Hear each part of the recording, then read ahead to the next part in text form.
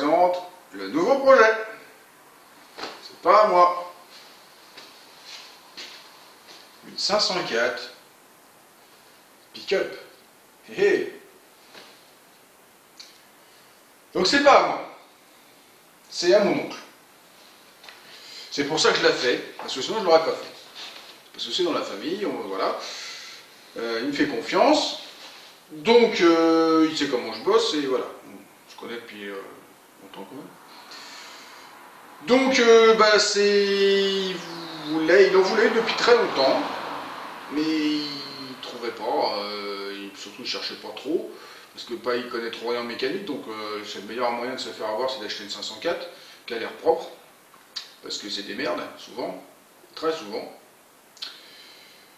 Donc, quand il a vu mes 4L, quand j'avais il y a quelques années que j'avais ramené les 4L, il m'a dit machin 4L peut-être, et puis après il m'a dit ah non, 504 pick-up. Donc, ça fait au moins 4 ans que je regarde un peu partout, ouais, 3 ans que je regarde un peu partout.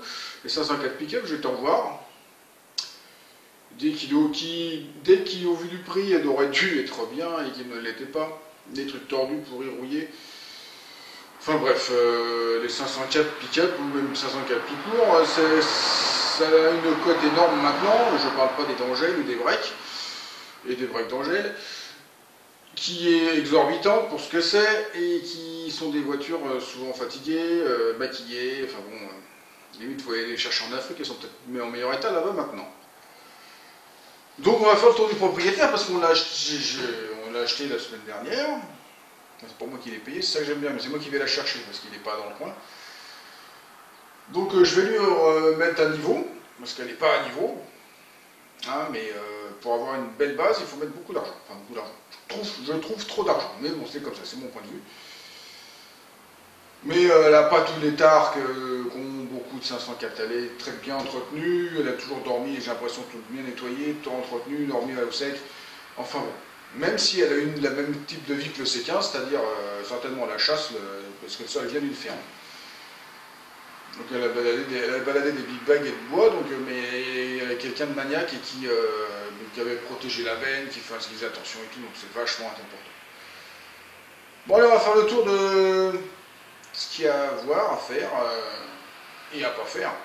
Il y a des belles surprises. Donc une belle 504 pick-up. Je vais dire belle parce que vu ce que j'ai vu de pourri, je vais dire belle. Je vais dire belle parce que regardez le bas de caisse. Ça c'est côté gauche. Donc il y a un petit peu d'oxydation de surface parce que la peinture elle était un peu dépolie. Elle a reçu des petits chocs, mais elle n'est pas pourrie rien du tout.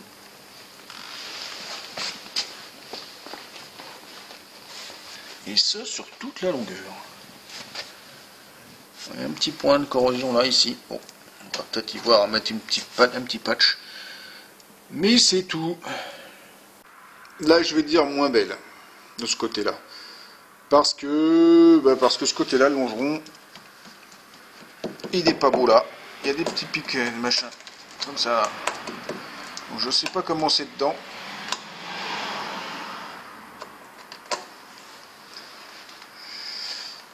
Ce qui aurait été bien, c'est d'avoir la tôle là pour remplacer complètement, mais ce n'est plus disponible. Alors peut-être qu'ils vont en fabriquer, mais pour l'instant, donc on va gratter, puis on va faire. Le problème, c'est les ondulations. Pour trop comment faire ça. Il va falloir que je fasse une molette spéciale pour mettre sur le conformateur. Je sais pas.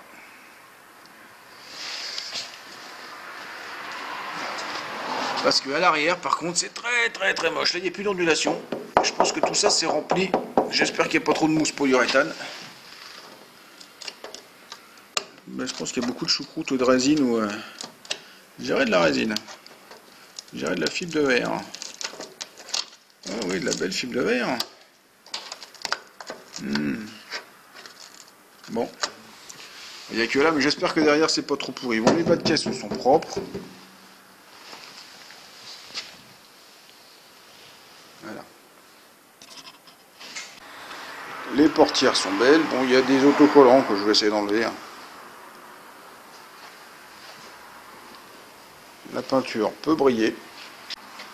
On va mettre un bon coup de lustrage sur la peinture, elle va être bien. La baie de pare-brise est toute propre. Rien d'abîmé. Là c'est rétro. Alors je sais pas s'il n'y a pas un truc qui manque là. Bon, ça on verra bien.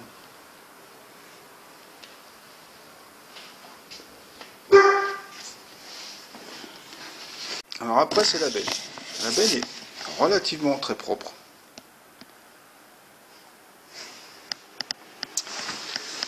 Sauf les passages de roue qui sont un peu gruyères. Donc je pense qu'il va falloir que je change.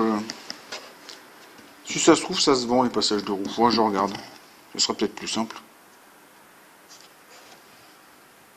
Parce que celui-là il est abîmé là. Il y a multiples points. Donc à chaque fois que j'ai un trou, moi ça fait 4 heures de taf. Au moins. Surtout quand c'est comme ça, là c'est enfoncé. Donc si je pouvais trouver le morceau peut-être de remplacement, ça serait peut-être pas mal. Je vais voir.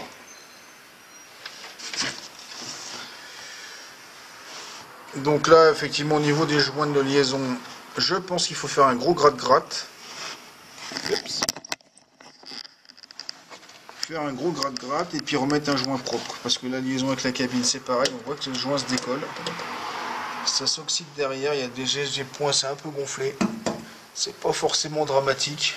J'ai pas forcément envie de ressouder quoi que ce soit parce que ça va m'obliger à repeindre. Et bon, après, s'il faut remettre. Si je fais un truc, je mettrai qu'une cornière pour faire des liaisons. Bon,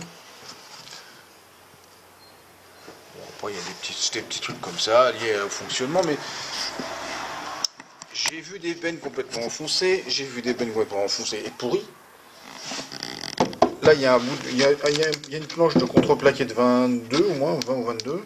Bon, elle a souffert, elle a été plaquée contre la tôle, et le fond, il y avait la même. Donc en fait, c'est pour ça que c'est propre.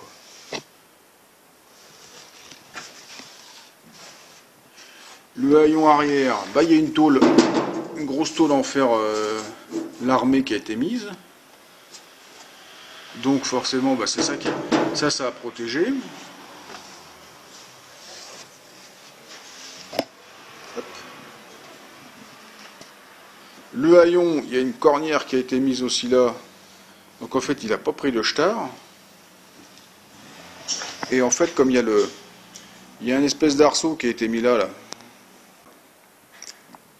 Pareil, la fabrication de la personne. Donc ici, là, dans le coin, là, ici, là, il y a un support pour mettre un gyrophare, qui est un interrupteur au tableau de bord. Et puis bah, là, on devait pouvoir mettre des échelles, des bastins, des bouts de bois. Donc bien protéger tout ça, ça peut être pratique, mais est-ce que c'est encore utile? Le haillon est propre, marqué Peugeot. Bon, il y a des petits pets parce qu'il a dû tomber, se retourner, il tapait le pot d'échappement là. Le rond là, ça doit être le pot d'échappement. Ça, c'est le concessionnaire qui l'a vendu. Oui, oui. Vous avez bien lu, c'est monsieur l'ancien ministre de la Culture, enfin c'est son père qui a la concession à Coulommiers. Monsieur copain du gouvernement.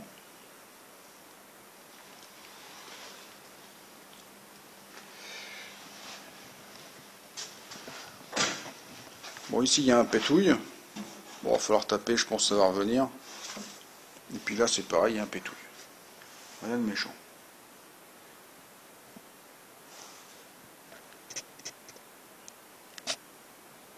Maintenant, on va peut-être parler, on va aller voir la mécanique. Bon, avant de voir la mécanique, il faut que j'ouvre le moteur. Le capot. Donc la tirette, elle est là. Ah, on voit rien. Hop. Donc ça, c'est l'intérieur. Par contre, l'intérieur, c'est un vrai intérieur de voiture de ferme. C'est-à-dire qu'il est fatigué. La voiture, elle a 176 000 km, donc pas forcément des milliers et des cents. Donc les tapis sont très propres, le dessous c'est très propre, le dessous du dessous c'est très propre. Donc on va pas y toucher, parce que ça ne sert trop à rien de faire trop, hein. Enfin surtout moi. Le levier de vitesse, bah, va falloir que je refasse une boule ou que je retrouve un. Et là-bas, il manque là, la manivelle de vitre. Bah, pareil, il faut en retrouver une, mais apparemment, ça se vend neuf, ça vaut pas grand-chose. Le reste, c'est propre. Hein. Alors, le moteur. Le moteur, c'est une vieille connaissance, c'est le même que dans le J9. C'est l'un des Nord. Alors je ne sais pas si c'est le 2,5 litres ou le 2,3 litres. Je trouve qu'il marche très très bien. Sur la route, ça va, ça... J'ai pas forcé, ça roulait correctement. D'ailleurs, j'aurais pas dû parce que vu la gueule des pneus. Donc le moteur, bon, il est un peu gras, il a besoin d'un peu de nettoyage, mais le compartiment moteur, il est sale. Un peu de poussière, mais pas gras, pas plein de saloperies de gras. Et ça, c'est bien. Hein. Alors, les trous, tout ça, c'est vraiment, il était entretenu. Je pense qu'il mettait. Il devait prendre avoir droit à son coup de jet de temps en temps. Ce qui explique pourquoi lui, il est peut-être un peu oxydé. La batterie est neuve, les gens l'ont changé avant de me la vendre parce que bah, ma batterie était naze. Il va falloir que je contrôle l'alternateur. Je sais pas où il est. Il doit être par là, en dessous. Là, ici. Parce que dès que je mets la ventilation, ça s'allume le voyant. Donc je pense qu'il y a un problème de charge. Ou il est mal branché, peut-être que j'ai mal branché. Il y a peut-être des cosses mal branchées. Là, il y a je vois un truc qui se balade là. Ça se trouve, c'est juste ça. Je ne sais pas du tout. Mais comme je disais, le moteur va falloir que je le sorte. Mais on va aller voir en dessous et vous allez comprendre pourquoi. Bon alors, elle a été recalée au contrôle technique. Hein. Déjà les pneus. Les pneus, je ne sais pas si vous voyez bien. Ils sont complètement craqués, complètement secs. Je suis revenu, quand je suis revenu avec, il avait plu, donc la route était mouillée. Bah derrière, c'est rock'n'roll, hein. C'est pas puissant, mais ça chasse. Hein. Donc bon, là, elle a été tractée une paire de fois, je pense, ou mal tractée, ou elle a tiré des choses, je ne sais pas du tout, mais les anneaux de remorquage, ils ont été très... Bon, c'est mal foutu, hein, mais bon, c'est comme ça, c'est fait comme ça. Donc. Alors, on commence. Là, ici, les soufflets de rotule de suspension, c'est mort, à changer. Les soufflets de rotule de direction, ils sont pas terribles. Les soufflets de crémaillère de direction, ils sont nazes. Ça, faut les changer. Les deux, ils partent en poussière. Donc là, pareil, même maladie. Soufflet de rotule pourri. Soufflet là aussi, les craquelés. Je sais pas, bon, normalement les soufflets sols ça change, hein, ça coûte une poignée d'euros. Le gros point noir, c'est la goutte d'huile là.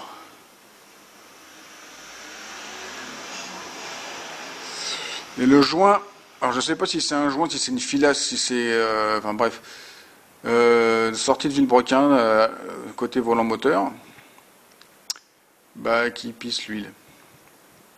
Et je mets une bâche là en dessous parce que je mets le break hein, quand même. Donc je suis obligé de mettre une bac là sur le pont pour qu'elle récupère l'huile. Parce que sinon chaque fois qu'on s'arrête, ça fait pas une flaque, mais il en coule beaucoup. Donc l'embrayage, je pense qu'il est un chouï gras aussi parce qu'il arrive à démarrer la voiture en 5e. Sans forcer. Bon, on va dire que c'est du Peugeot, que c'est vachement bien, mais moi je dis que l'embrayage il est gras. Au pire il est fatigué. De toute façon, vu que je veux démonter. Donc sinon, le reste du moteur, bah là, il est un peu gras, mais rien de méchant. C'est propre, la ligne d'échappement est propre. La boîte est grasse, mais bon, ça, c'est certainement dû à ça. À la fuite. Donc tout ça, bah, la fuite, elle m'a tout graissé là. Donc l'échappement, il est nickel.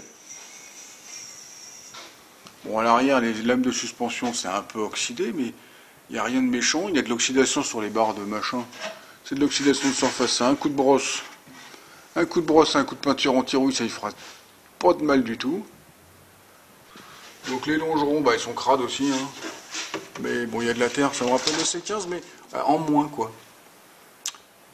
Donc là, c'est pas mal. Donc là, on est au niveau de la caisse, de la cabine. Donc là, c'est la rouille qu'on a vue au-dessus, donc ça fait un peu millefeuille. Donc bon. Je ne sais pas ce que je vais y faire. Traiter ces sûr anti-rouille pour pas que ça revienne, mais je ne pense pas changer quoi que ce soit. Donc le réservoir, il y a quasiment le plein. Ah, c'est une petite fortune maintenant quand on nous vend les voitures avec le plein. Mine de rien. Donc là pareil, un peu d'oxydation. Donc ça c'est pas bien grave. Donc le dessous, Le dessous il est propre, hein. Il est vachement propre de chaque côté. Bon, il y a des petits jetards et tout ça, mais je veux dire... Non, merdant, c'est qu'il y a cette espèce de revêtement, hein. Là même que sur le J9, hein, qui fait que le machin il pourrit. Bah il pourrit.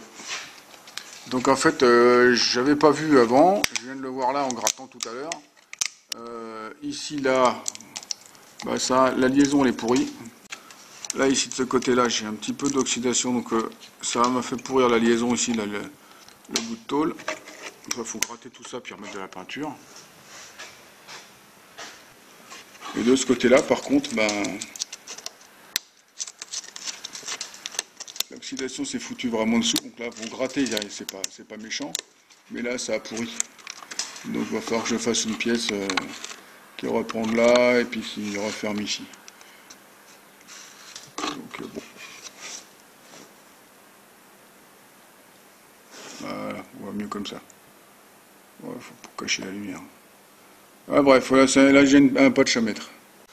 Donc bah, dans les passages de roue, on voit bien où c'est pourri, puis on voit bien aussi que l'espèce de revêtement tout naze, le même hein, que partout, bah, il s'effrite aussi. Hein. Il s'effrite et puis il retient la merde, donc faut gratter tout ça. À l'intérieur de l'autre aile, on voit bien les trous. À l'intérieur, on voit mieux.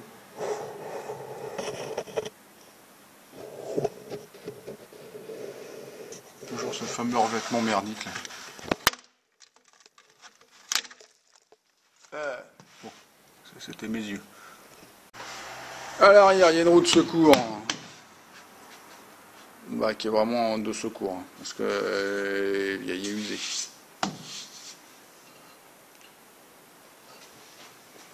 J'ai pas vu le cric d'ailleurs, je pense qu'il est devant. Bon, le pot échappement il est propre, très propre. Il traverse un peu oxydé, bon. Faut ragratter un coup de brosse.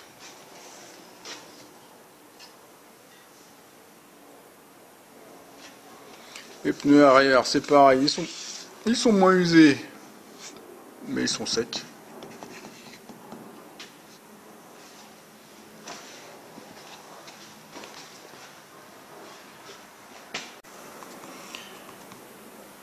L'indice là, 0908, ça veut dire qu'il c'est des pneus qui ont été fabriqués la 9e semaine de 2008. Donc ouais, ils sont un peu très vieux quoi. Même s'ils sont encore bons. Et ce pneu là qui est complètement craqué, hein. Je pense qu'il tient pour l'air en plus. Lui, son indice est 1902. Ça veut dire que 19e semaine de 2002. Donc il a 20 ans celui-là. M'étonne pas qu'il soit tout craquelé. Et la surprise de quand je suis revenu, c'est que j'entendais bien un bruit, un truc qui sifflait. Bah en fait, je me suis aperçu qu'il y avait du gras sur la jante. Et en fait, lui, il était bouillant, on ne pouvait pas mettre la main dessus. Donc je pense que le moyeu a un roulement qui est défectueux. Et ça a chié du gras partout. Ah, d'ailleurs, comme ça, on voit mieux que ça a chié du gras partout. La seule jante qui a un enjoliveur. Et là, son enjoliveur. Et vu le gras qui est dedans...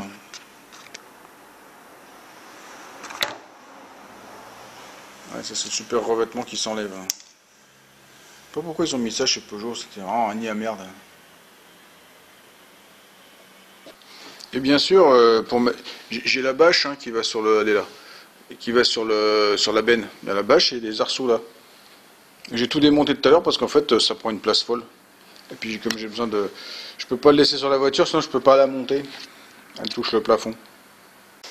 Donc voilà, vous l'aurez compris, ça va m'occuper un petit moment. Bon, moins longtemps que le C15, j'espère. Il y a beaucoup moins de taf quand même. Bon, il y a un petit peu de carrosserie à faire, c'est pas désagréable ce comme travail à faire. C'est un petit peu, en plus c'est pas trop.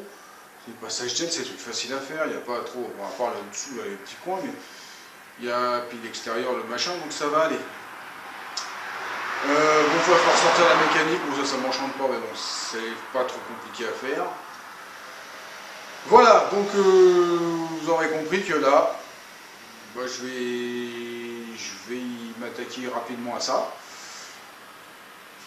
pour essayer de la finir rapidement, au moins pour avoir essayé de pas traîner les pièces. Donc je vais commencer par le moteur, c'est tout ça pour avoir la mécanique, voir les pièces qui manquent, comme ça je peux faire la carrosserie en attendant que j'attends les pièces. Ça m'évite de me bloquer. Bon, un redémarrage, bon, elle fonctionne, mais il va falloir changer l'huile de boîte, tout ça, on va regarder. L'huile de pont, je ne sais pas quand est-ce que ça a été fait, le quai de refroidissement, de toute façon, il va falloir que je change. Le filtre à gasoil, un réglage du moteur, quoi, du culbuteur, un truc comme ça, à voir pourquoi. Enfin, elle fonctionne bien, donc il n'y a pas de raison que ça n'aille pas. Par contre, elle sent pas bon, elle sent vraiment pas bon derrière. Elle fume pas, enfin elle fume pas. À vérifier, mais j'ai l'impression qu'elle fume dans ton rétrograde. Alors je sais pas si c'est la pompe à gasoil, ou si c'est de l'huile moteur, donc c'est peut-être les joints de soupape, mais je sais pas. J'ai pas fait attention plus que ça. Il faudra que je refasse des tests, mais bon ça. Peut-être faire des tests avant de la démonter, ça sera peut-être. Bref.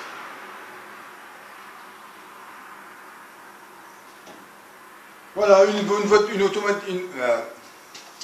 donc voilà, une automobile bien sympathique. Moi j'en cherchais une pour moi il y a quelques années, j'en avais pas trouvé, je m'étais rabattu sur une 404. Et puis j'en avais jamais pas trouvé de bonne, et puis bah, là j'ai conduit celle-là, je trouve ça très confortable à conduire. Bon, hormis le fauteuil qui est pourri parce qu'il est pourri, mais je veux dire, moi, puis c'est un utilitaire donc ça saute un peu. Ça tape un peu le cul, mais bon, c'est normal. Mais je veux dire, comparé à d'autres, c'est bien plus confortable. On entend le moteur, on l'a pas sur les genoux comme dans le J9. Le bruit n'est pas présent. On peut parler avec quelqu'un à côté, on n'a pas besoin de hurler, on pourra même écouter de la musique. Voilà, là, sur ce coup-là, c'est une voiture qu'il faut, je pense, il faut avoir choyé et entretenir. De toute façon, je dirais presque que c'est un investissement. C'est presque mieux de mettre son argent là-dedans qu'à la banque. Mais bon. Et puis de toute façon, c'est toujours des voitures qui tournent à l'huile de friteuse, si on a besoin. Voilà. Donc si ça vous a plu, si ça vous a diverti, si vous aimez les 504 pick-up, ou les 54 tout court, vous me laissez un petit pouce. Vous n'oubliez pas de me laisser un commentaire, de faire circuler sur les réseaux sociaux et de vous abonner à ma chaîne si ce n'est pas déjà fait. Et pour tous ceux qui veulent me joindre, tous les liens sont en dessous dans la description. Allez, au revoir. J'espère que je n'ai pas été trop long parce que j'ai fait beaucoup de blabla. On n'a pas fait beaucoup de bricole, mais bon, c'est un point qu'il faut faire. Allez, au revoir. À la prochaine, avec de la 504.